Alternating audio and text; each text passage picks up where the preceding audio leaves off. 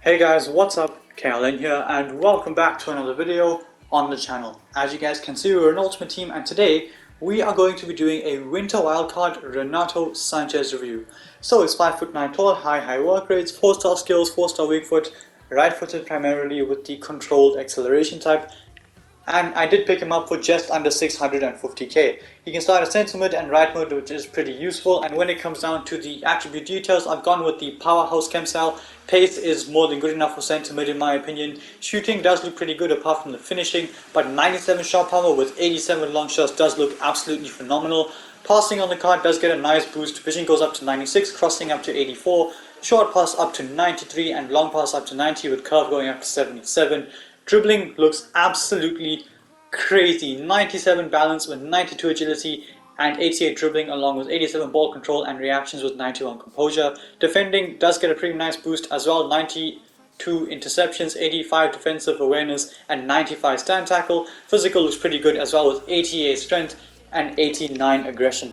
By the way, just a quick look at the playstyles. He does have the pinged pass plus playstyle, which is pretty useful. So without any further ado, let's jump straight into the gameplay highlights with 86 rated winter wildcard Renato Sanches. And straight off the bat here, unfortunately we lose possession, but Renato Sanches does end up recovering the ball for us and we can go forward on the attack from there. By the way, I'm going to be playing this card at centre mid, so whether the 82 stamina will be sufficient with the high work rates to last him the full 90 minutes in the midfield position is questionable, but we will get back to that at the end of the video. Here he comes in with a good interception, good footwork, sends Salah through, and unfortunately we don't end up scoring. But can he score himself here? No, he can't. 69 finishing, hopefully it isn't too much of a problem as well, but we'll see how that goes. Here Martinelli gets it into Renato Sanches. I see Risa making the run. It's a great pass. It's John on Risa, and we do get the first assist of this video with Renato Sanches. Good pass on that 4-star weak foot across the pitch for Risa, who does end up scoring. Here he jumps up and wins the header, gets that ball back from, I think it's Paulo Dybala. Fantastic dribbling. Can he go all the way? No, he can't. Try to go through the goalkeeper's legs for some reason with that finish, and it just doesn't end up sneaking through, and Martinelli cannot convert on the rebound. Moving on to the next clip here, Mukiele has it, gets it into Renato Sanches. Can I retain possession? No, I can't, but that is some ridiculous dribbling to put John Barnes basically on the floor, but unfortunately we don't end up doing much from it. Heading on to the next clip, he's having to chase back here against John Barnes once more, wins it back once and twice, and just testing out the dribbling here to retain possession and get that pass out wide into Mukiele, and he does very well in that situation. Heading on to the next match here, he's through on goal. Can he use that speed and run in behind? Not against Theo Hernandez, he can't, so I had to just unfortunately go for goal. Van der Sar does make a save. I was not expecting him to score that anyway, but is he going to score this one? Risa gets it into Martinelli. Martinelli finds Renato Sanches, goes for the power shot, and Van der Sar somehow pushes that onto the crossbar. Ridiculous effort from Renato Sanches, and unfortunately we don't end up scoring. But anyway, moving on to the third match of this video, some excellent interplay between Renato Sanches and his teammates, and he does end up getting an assist, but honestly at the heart of things in that move, getting the ball, a series of 1-2s, and he does, like I said, get the assist at the end of it. Here he steps away from Capdevila, who pushes him off the ball, but he just gets in there, wins the ball back, and I see Salah and Gullit in the box, and it just misses Salah completely. I'm not sure where he was running.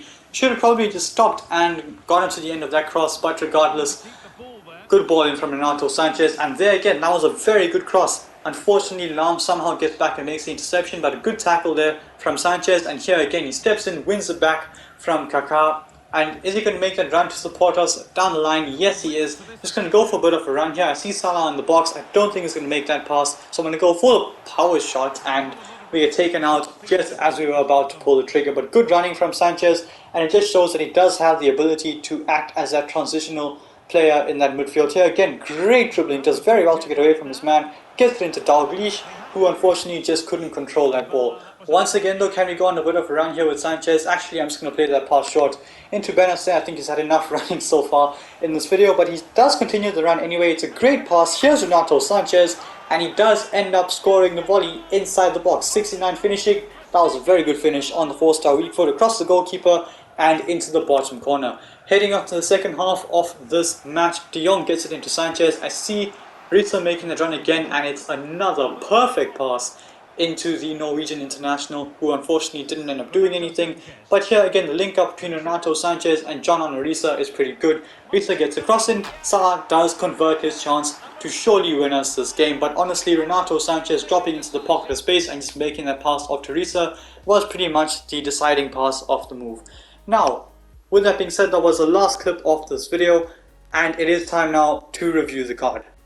So, as you guys can see from the player bio, in just 5 games he has managed 1 goal and 2 assists, which from centre mid as a box-to-box is not bad at all. Honestly, the shooting on the card is pretty mid, so he didn't really score too many goals. Unfortunately, he did hit the post, did test the keeper a lot of times as well, but just all in all, the shooting isn't really good enough to be converting chances when you need him to. But I will touch more on that in just a second. The pace on the card is phenomenal.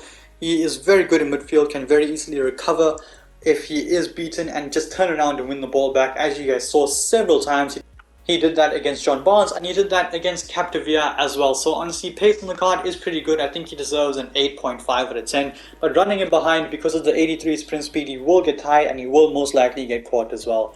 When it comes down to the shooting, as I said, pretty mid. He does score some, he does get them on target, he does get them close to the goals, but he doesn't really convert as much as you would hope he would convert with 97 shot power and 87 long shots.